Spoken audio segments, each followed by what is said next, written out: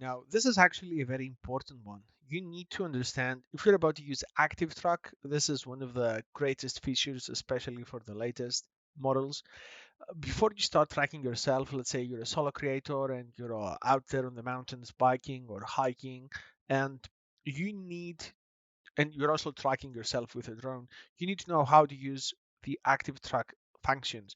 And what's most important is to actually realize what's on, what's off, and what might go wrong while you're using this one. Your basic worries should be that your drone does not fly into a tree or some other object or someone else's property. Just like I was saying, you want to go out into a big open space, just play around with it. You also want to do this with active truck, and this is key because the higher you are above the ground, the less likely is to crash onto anything that's on the ground, which is kind of common sense. Now, there's going to be different limitations, and depending on your drone, the tracking is going to be different. Like my Mavic Pro does not have omnidirectional obstacle avoidance. It can only see what's in front of it. So let's say you're using the orbit, it could swing into something and it's not going to stop. And let me tell you, plastic over anything else that's higher above the ground is usually less stronger.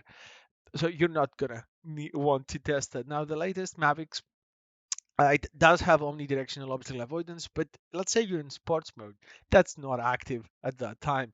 So when those sensors are off, you need to be aware of what's happening and why that is happening. Make sure you understand how the active track works and the different, specifics of this mode. Um, what else? You need to understand the limitations that they exist. Obviously, it's a lot easier to have someone else filming instead of using the active track, but that would be, the sum of it.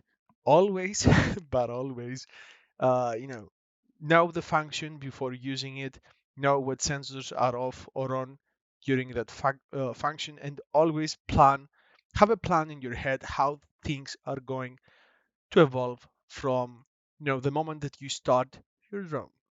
Cheers. Leave your questions below. I'm going to be seeing you in the next one. Bye bye.